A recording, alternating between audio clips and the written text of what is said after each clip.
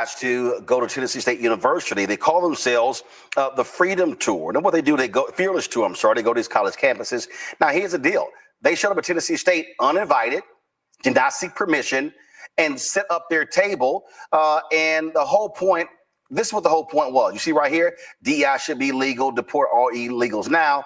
All right, MC, I'm going to stop it right there. Any thoughts on that? Like, did these guys cross the line? Like on those signs specifically? The signs themselves, no. But they did cross a line, but it wasn't the signs. Okay. All right. We'll just stop there.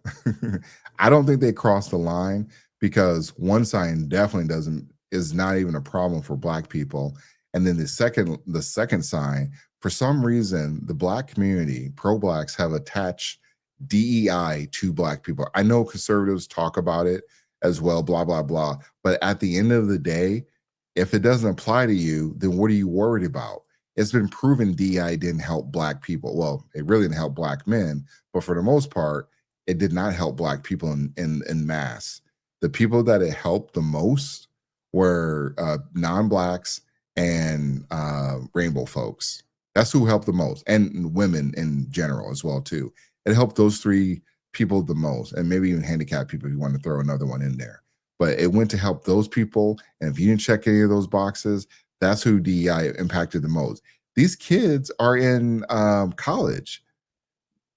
Do you guys work at a place where DEI is a problem? Like, when are they run? Where are they running into DEI issues? You there? I hate disagreeing with Roland Martin. Can you hear me? Yeah, I can hear you now. Okay, I was about to say, not again. I hate agreeing with Roland Martin because I just hate agreeing with him. But if what he said is true, if they just walked onto the campus, didn't get any kind of permissions or authorizations from the university itself, I'd have a problem with that. But in terms of these stances that they're making, we need to do a better job of debating with people and destroying their points with logic and facts. So, MC, before you go there, what problem do you have with them going on a publicly funded campus? You can't just go on people's campus. Like, if I want to hold an event on somebody's campus, I have to get permission from the university. Right. Not only that, I have to provide event insurance, and I have to have contingencies for if something goes wrong. That's so does any this organization. look like an event? Does this look like the event for them? Given today's current political climate, TR, I would argue that there is a risk for some potential escalation for something like this. Sure. Okay. You know what audience you're talking to. You know that at HBCUs, the majority of the people lean left. And you know that some people are going to be over emotional in their feelings about this. So I think at the very least, you need to get some type of security, to kind of moderate things and keep it cordial and peaceful. It doesn't look like they even have that. Yeah. All right. Go ahead. I cut you off. No, that's it. I'm good. All right. Then they got upset because students grabbed their signs and tossed them. And then, of course, they were escorted off campus by security. Now, the videos have been going around social media. Let's just roll it, turn the audio up.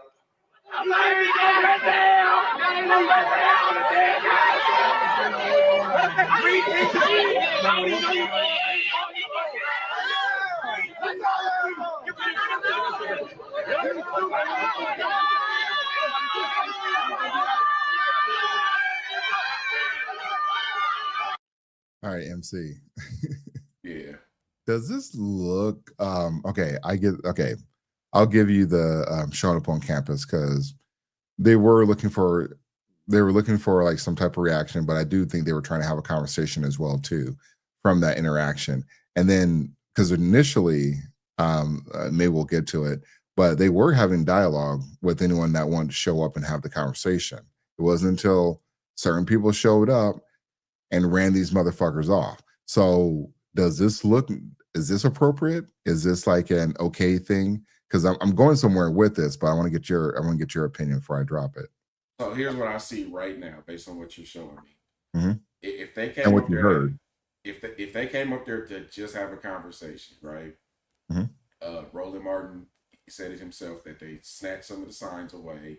We're constantly yelling at them, over talking them, interrupting them. That's not acceptable. Just because somebody says something that you don't like doesn't give you the right to do that. Yeah. So no, that's not cool. Yeah. I agree. Because still in the signs, like that it could have been really violent. It could have turned into a whole nother issue. And people don't realize, like, I know these guys weren't trying to like, get into a fight with people, but I'm actually glad they went to an HBCU because they need to be going to more HBCUs because that's where the majority is black people there.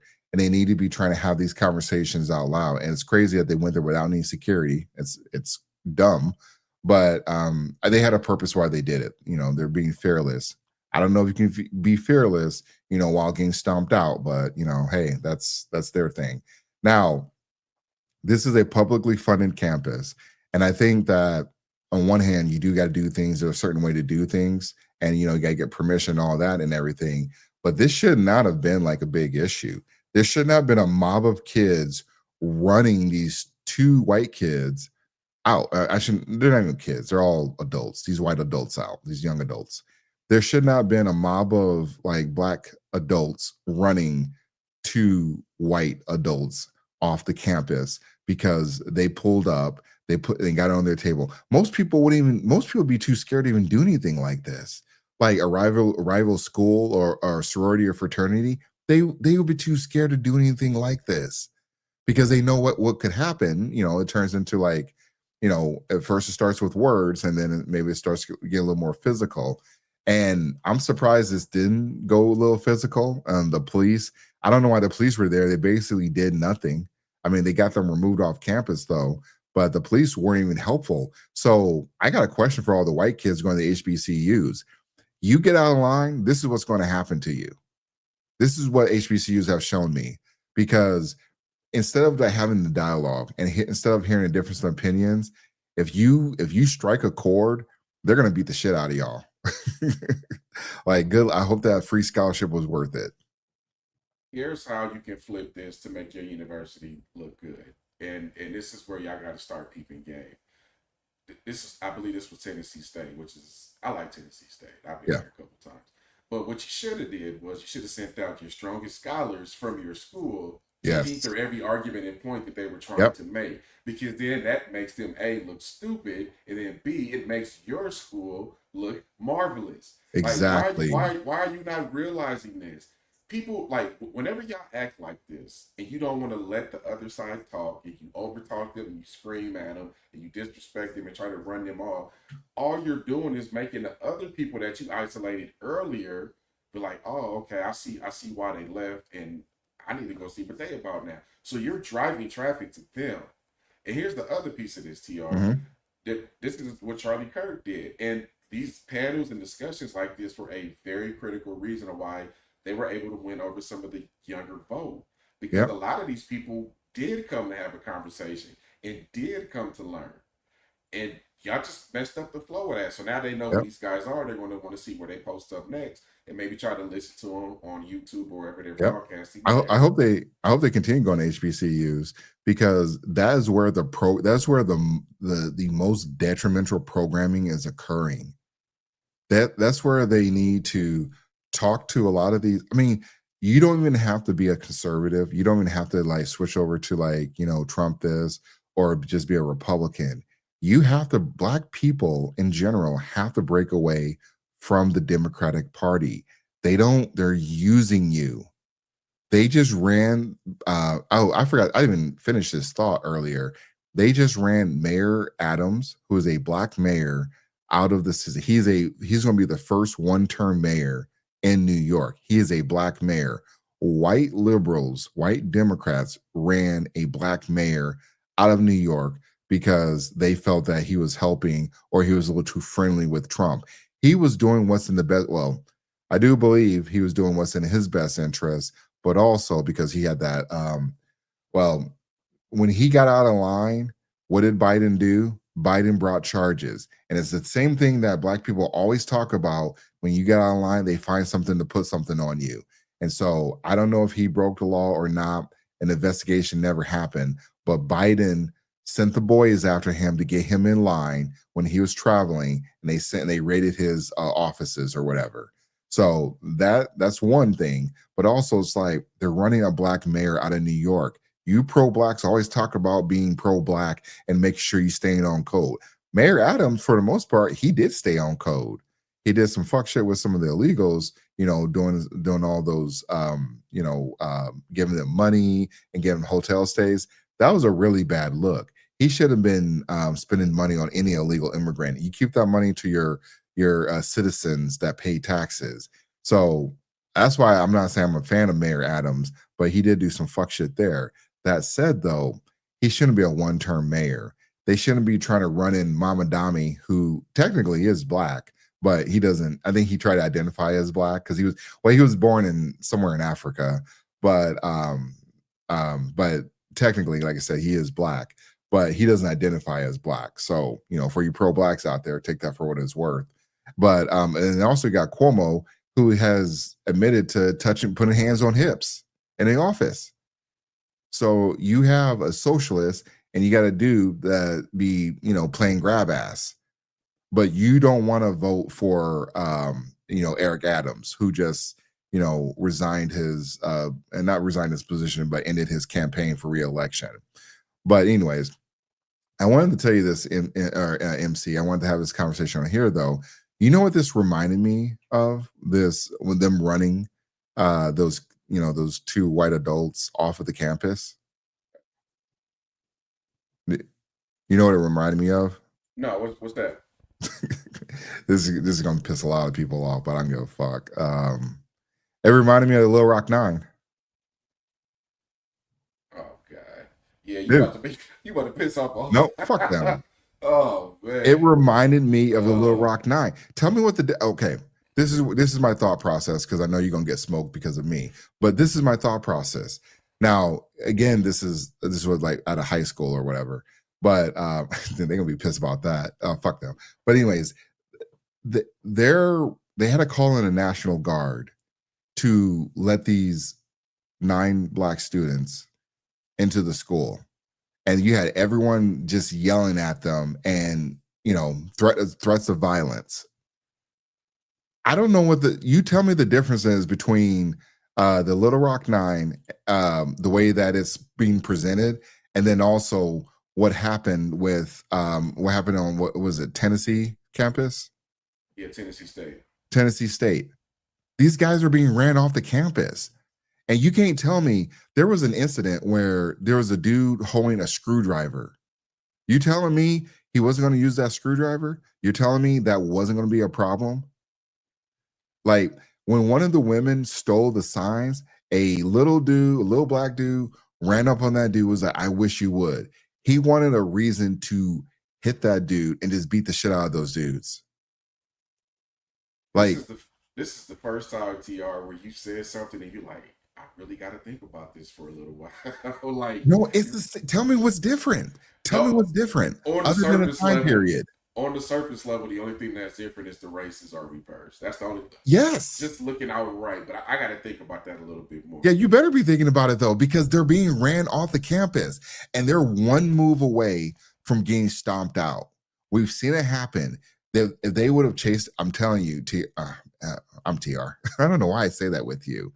Hold on, let me see if I can find the video where okay, this is the video, just so people know we ain't capping on this. Well, in there, what they have, like, I grew up in a double wide trailer. He grew up in Boca Raton, so all right, they're having a conversation here. It's normal conversation. These are people just saying fuck shit. I wanted to go to the part where when they were standing. I don't know if that's here. I don't know if we're gonna. Is this it? Yeah. Okay. I don't know if it's it, actually. I don't think I'm gonna find it. While you're looking, I do want to expand on something you said earlier, because you mentioned that breaking away from the Dems is how we're going to fix a lot of this. I would make a more broader statement and say breaking away from. We keep doing the same things over and over again and not seeing results. Mm-hmm. We're still having the conversations about the same things, like racism, right there, economic equality. Let me just land this real quick. Yeah. Economic inequality, being untreated fairly by the police, and all these other things. And I'm not saying it's not true, but what I'm saying is, at what point do you realize Okay, we've been complaining about the same thing for at least 50 years now. Why are we still trying to do the same things to try to fix the problem where it's clear that they're not working? Yep. Sometimes you do got to break away, not just from the den. Look, sometimes you got to break away from your own damn family. And Yeah. if you have a family that has a history of people that aren't doing anything and won't become anything, you might have some PDF files in your family that are being protected. You might have alcoholics, you might have drug addicts. If you don't want to be that, sometimes the best thing for you to do is break away. And it's painful and it sucks and it hurts, but sometimes that is the only way to break the curse. Yep. So this is a scene I was telling you about. And The again, second term. A few moments later. Come on. Yo. right there. Right in front of the police officers, right there. They are waiting for something to happen, MC. And if he would have, this dude is ready to go. If he would have chased after that guy or the girl that took the sign, these guys are getting stomped out. They're getting stomped out because they went on a black campus, HBCU, and wanted to have dialogue. And I get it. They invited the conflict. They invited the conversation, which turned into a conflict because they were initially having a conversation. They were initially having a productive dialogue. And then a YN shows up and is ready to knock this dude out. So the conversation was cordial. They were exchanging ideas. It was respectful. Yep. And then it was escalated. Yep. It looks by a young woman, it looks like. And then you got a bunch of men that were ready to crash out over the Yep. young woman who did something wrong. And then, Okay. and then the cops show up. They're like, this ain't funny. They know where this is going to go next. I don't understand why these cops think this shit is funny. Look at that. Bring the sign back. Right there. Why does he have a screwdriver? Why? Why does he have a screwdriver? He's on campus. You ain't fixing anything. Why does he have a screwdriver? I think I have my point on this video. This is what I'm talking about. And that is why I said there are some similarities to the Little Rock Nine, and you can look at some other issues as well too. If you're a majority black campus and you run two white people off your campus because you didn't like what they said, fuck, what do you worry about sundown town for? Like, you got to worry about sending your, I mean, I don't understand why white people send their kids to HBCUs. You guys are the biggest fucking idiots because your kids get out of line. That's exactly what's waiting for them because they've been conditioned to say, white people have done this and they need certain types of white people in order to, certain types of white, like the white apologists. They want to be around those people that acknowledge their whiteness and acknowledge the privileges they've been given to their whiteness. White people today have to pay for the sins of their forefathers generations ago for some reason. But we don't hold that shit with black people. It's only white people that have to pay for that, not the Mexicans, not the Asians, not the fucking Eskimos. It's only white people that have to pay for these sins that they had nothing to fucking do with it. So, I commend them for going on the campus and having a conversation. It was dangerous, and I hope that no violence happens. I hope they can. Your option was probably the best option, and it never happened with Charlie Kirk or even with Officer Tatum. They would never send their best teachers or best scholars out there to debate any of these guys because those scholars know they would get exposed. And then they'd be fucking up the money to indoctrinate you fucking NPCs that they can't think for yourselves other than if somebody is conservative or someone that has a different opinion from you, then they're the problem. Not that woman who said women should be getting their cheeks clapped and should not worry about a relationship. Not the Democrats that tell you like, hey, Trump is bad, but we need your vote and we're going to do anything for you. Those two white kids they're the enemy. And us because we're black and we have different opinions. I saw so much failure, manhood, TR. Look, whenever I'm dealing with other men, Future baby daddies. I start with respect because men operate on respect. Until you give me a reason to not respect you, Yep. I'm going to show you respect. What color you are, period, because I know men operate on respect. Yep. That being said, if they truly came up there just to have a conversation and things were going smoothly, and that was the exact escalation point, this is wrong. It's wrong. Yeah. I just told you how to fix this earlier and how to big up your Tennessee State at the same time. Put your best scholars up there and let them eat through all the arguments. But Yep. here's another thing, TR. I saw that screwdriver. You know what the first thing that popped in my head was? Tennessee is a stand your ground state. Oh, And see. that young man had a weapon. Yep.